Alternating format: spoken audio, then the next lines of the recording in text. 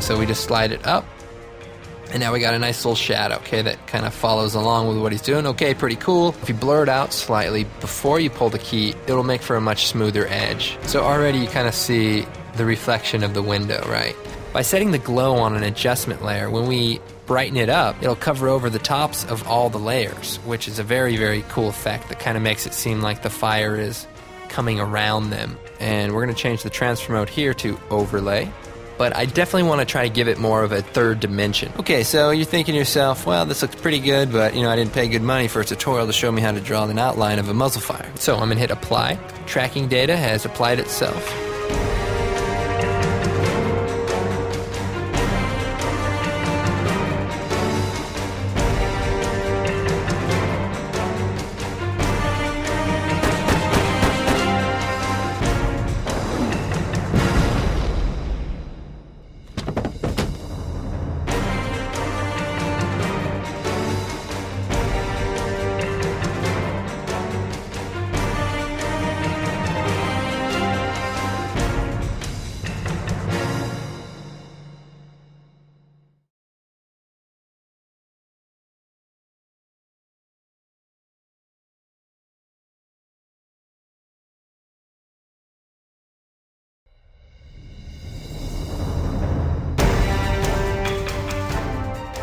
Hi, Andrew Kramer here. What we have here is this footage of this guy in front of a green screen, and that is a MP5 for those of you who are interested. It's an airsoft gun made out of very high quality plastic, so very dangerous, I can assure you. The first thing we're going to do is take this footage and drag it out to the composition area and make a new composition. I should point out, this is actually my good friend Sam Loya, who helped me out tremendously in this whole training DVD process and creation. So I just want to go ahead and thank him for all the time and help he put into making this authentic. I mean, look at this face. Yeah. Next thing we're going to do is select a layer and go up to Effects, Keying, Key Light. And this is the plugin we're going to use to pull a good matte from this green footage. So first thing we're going to do is pick the color green. Okay. And if I toggle this transparency, you can see already things are starting to happen. All right, let's go ahead and skip a few of these settings. And first thing I want to focus on is this screen pre-blur. And basically what this does is blurs the matte before it pulls the key from it. So if we go to the screen matte in the viewing options, we play with this, you can see it kind of blurs it out. And the benefit of this is when you're working with DV footage especially, the edges aren't perfect and they can be blocky and have artifacts. And so if you blur it out slightly before you pull the key, it'll make for a much smoother edge and it won't crawl and look all crazy. So that's obviously a good thing. Now the next thing I want to go to is the screen matte. And we have a few settings in here I want to look at. Let's go ahead and change the view momentarily to the screen matte view. And this is the black and white view. Everything that's white is opaque and everything that is black is going to be transparent. We have some gray area here which we need to work on. So the clip black will basically bump up the tolerance for the black and just kind of cut that out of the mix here. And likewise we have some gray here in the white and I want to go ahead and clip that down. So that's pretty good. Let's go with 35 and we'll make it say 75. And if we switch back to the final result and we zoom in here, you can see we actually have a pretty nice edge all around.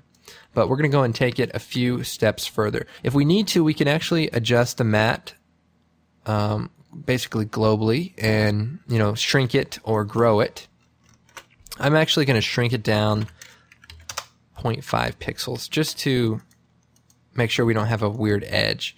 Keylight is actually a very powerful plugin. It's doing a lot of things for us basically automatically. And one of the things it's doing for us is spill suppression. If we go to the view and we change this to intermediate result, a normal keyer will basically leave all this in. That is just basically the spill from the green background. And what Keylight does is, if we go back to the final result, it actually tints those greenish pixels a color that you pick, and default is gray, which is kind of a neutral color. So it kind of gives it a non-tinted look, which is pretty nice. But since we're working with DV footage, there's a few things, a few workarounds, if you will. What I'm going to do is switch the replace method to hard color.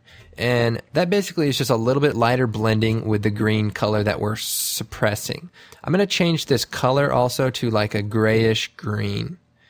And the reason I'm doing that is just to get a little bit closer to the original green, because of the low quality of DV footage, we can run into some artifacting with the color sampling. So the closer you get it to green, the less artifacting, but obviously you want to be far enough away so that the tint isn't there. So this color seems to do it for us. All right, the next thing we're going to do is add our background. So back to the project, I'm going to take this background picture that we have, which is actually taken with a 20D in some dark, crazy alley. So let's go ahead and put this into our background. So I'm going to drag it down here underneath our layer, and I'm going to hit Alt-Home to line that up. And zooming out here with the mouse, rolling the mouse button back, we can see it's a huge picture. It's like 8 megapixels. Well, we're going to scale it down. And I'm going to zoom in here. Maybe like that. Okay. Maybe a little bigger. All right, we're working with progressive scan footage. Now, if we were working with interlace footage, we would possibly have some more artifacting and noisier edges. And one solution for that is a matte choker. And if we select our green screen footage, we go up to Effects, Matte, Simple Choker, we get this really great effect and basically geometrically smooths out the edges. Let's go ahead and change the choke matte amount to, say, 0.75. Let's go maybe 1.5. Okay, and you can see it kind of shrinks the edges just a little bit if I shut this on and off, but it cleans them up dramatically. Let's just do one even number.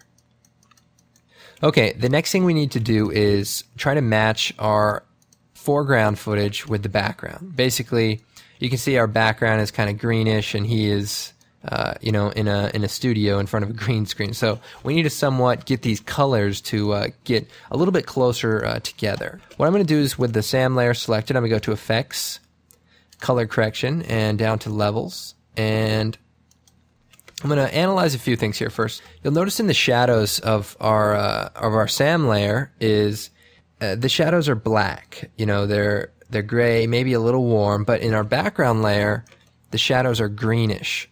So what we want to do is try to match that somewhat. So I'm going to go to the red channel, and I'm actually going to move the input black over just a little bit. And you can see that starts to tint it kind of a greenish in the shadow area. It's still not perfect, so we're going to go ahead and come over to the blue channel. And another thing we notice is the highlights in the background are very yellowish green. What we're going to do is we zoom in here to the edge here. We're going to change the blue output white.